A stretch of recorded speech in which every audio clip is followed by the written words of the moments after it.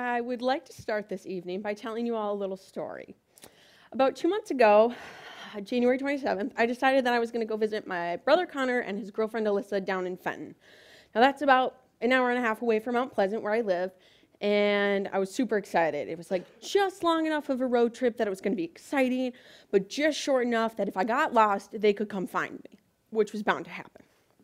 So luckily, I got there in one piece after a few missed turns, because obviously I know Fenton better than Google Maps, even though I've never been there.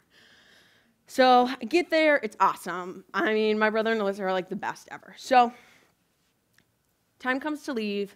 They're walking me out to the car like the gracious hosts that they are. And as we approach, my brother turns to me and he goes, "Emily, what the hell is hanging off of the bottom of your car?" You can laugh, it's okay. I go, what do you mean what's hanging off of the bottom of my car? Nothing. Well, that was not true. Apparently, while I was driving to Fenton, going 75 miles an hour down the interstate, my muffler detached and managed to fly off on the highway. I don't know where, and I don't know when. But when it did, it also managed to rip off the heat shield of my car, which is what sort of apparently protects the interior of your car from melting. I don't know. That was now hanging by a few bolts, and what alerted my brother to the fact that I had a problem in the first place. Okay, so after making complete fun of me, my brother goes into the apartment and comes back with a roll of duct tape, which he proceeds to use half of to tape my heat shield back up enough that I can get back to Mount Pleasant safely. While doing so, he tells me that this is going to cost a lot of money to fix and that I need to make sure that my windows are cracked until I get it fixed, or else I'm going to gas myself while I'm driving. Thanks, Connor. It's going to be a good ride home.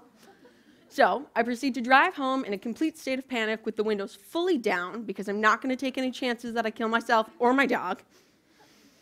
And I'm just like out of my mind. I do not know what I'm going to do. I had moved to Mount Pleasant literally 2 weeks before this. I had no idea where I was going to get my muffler fixed. I had no time built up so that I could take time off of work, and every place closed at 5. And I also didn't have a lot of money saved up because I had just lost my security deposit on my apartment up here in Marquette. I had put down a security deposit on my new apartment, and I hadn't been reimbursed for my moving expenses.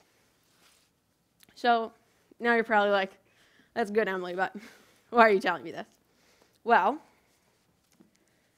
contrary to my nicely written bio that you've all read, the fact that I have 2 degrees, a real job, I can afford to make rent and a car payment in the same month, and I have successfully kept my dog alive for over 2 years now, I have no idea what I'm doing, okay? Adulting may be in my vocabulary, but I most often use it when I call my mom to tell her that I bought chicken on sale at Meijer and I froze it to eat later, or that I used my gift card I got for Christmas to buy laundry detergent, AKA nothing fun. Now, I remember being you, 20, 21, listening to speakers in Jamrich, actually old Jamrich, because that's how long ago I went to school here. Not really, but, and I remember being like, shit, I am so going to be like Will Kime when I'm an adult, and I'm going to be like that at 25. I know it. I am going to be so awesome that people are going to pay me to come tell them about how awesome I am. Well, unfortunately, I have bad news. I'm 25 now, almost 26. No one paid me to be here. And like I said, don't really know what I'm doing. Unfortunately, the first time I walked across the stage and shook the president's hand, or even the second time, I was not granted the secret to life. No, instead, I got an empty diploma folder deal and a diploma that showed up in the mail a few weeks later. That, as of now, I actually don't know where they are. The first time I got a job offer, a fairy did not appear and say, "Poof, here's everything you need to know about how to fill out your benefits paperwork, and by the way, make sure you should start saving for retirement now and invest in a Roth IRA." I'm going to be honest, I met with a financial advisor this morning, and I still don't know what that means. So, this leads me to my next point. Social media.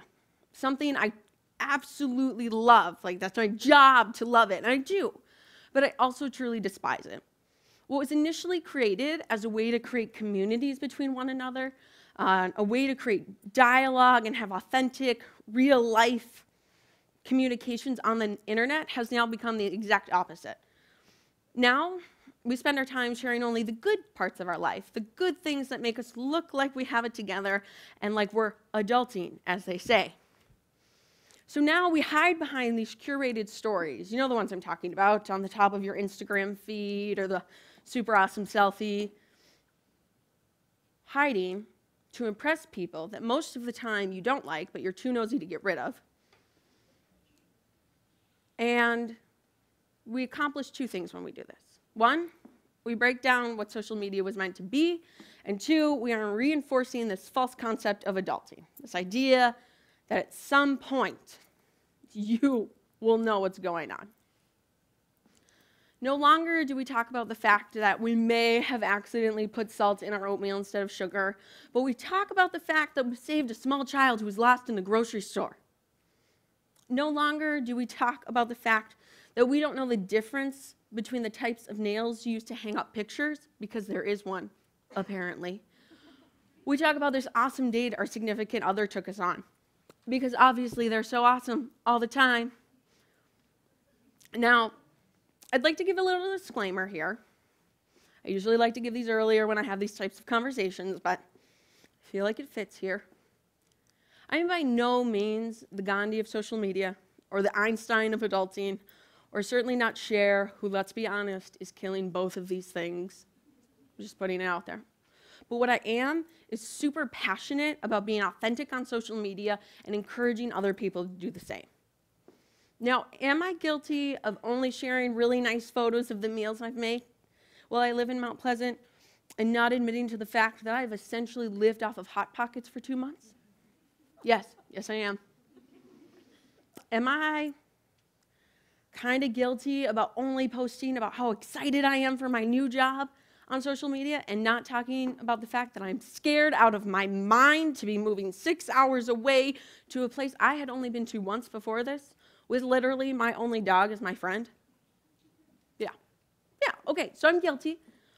But I can't expect that 10 years of ingrained social media habits are going to die overnight for me, and I certainly can't expect it for you. I mean, I'm just like coming here and word vomiting this at you and expecting that you're just going to go out and change. That's not it at all.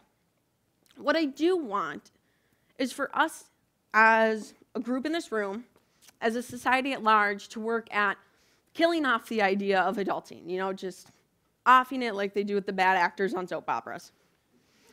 I want us to just use social media to take it off the menu. Just stop faking that we're achieving this unachievable concept.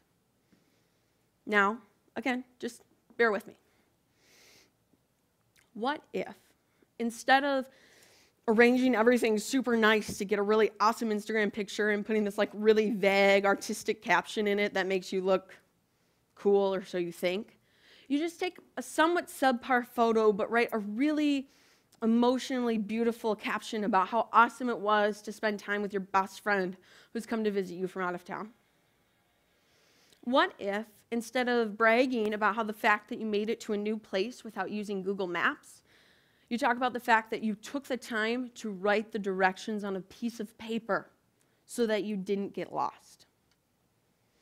What if, instead of doing what I did, when you get that awesome job or internship or whatever it happens to be, you're honest about how you feel? And yes, I'm sure you are excited. I was.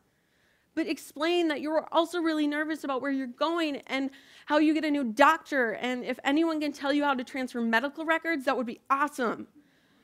And I also need help with that. So if you want to talk to me after, we can talk about that too. So, I know, again, this was a lot to throw at you. But what if, instead of using social media to share what we think adulting is, we use social media to talk about what adulting really is? Adulting itself isn't an end goal. You don't reach it someday. Adulting is a process. It's how you change throughout your lives. It's making mistakes and being honest, and being willing to learn and talk to other people and help other people and be okay and uncomfortable in that weird, uncomfortable place you get when you're kind of have to take care of yourself, but you still get to go home to your parents in the summer, or even when you have to take care of yourself full time, okay? Now, another small disclaimer. I really don't want you to get creepy about it, okay? Like, I do not, and I repeat, do not need to know in excruciating detail how your cat died. No, that's not what I'm getting at here, okay? But knowing that you still sometimes, like, tear up when you talk about her, it makes me feel better about the fact that I can't get rid of my dog's ashes, and it's been 7 years. Shout out to my mom, Karen, back there, who still has those ashes in her house. I promise I will take care of those later. Maybe. So I would love to wrap this up really like nice and neat and beautiful for you, but that's not how life is. And let's be honest, you're not here for me to just like present you this beautiful idea. You're here to think about things outside of your own silo and to think about the world in a bigger perspective. So if you can take anything out of this, I'm going to notch that as a win for me.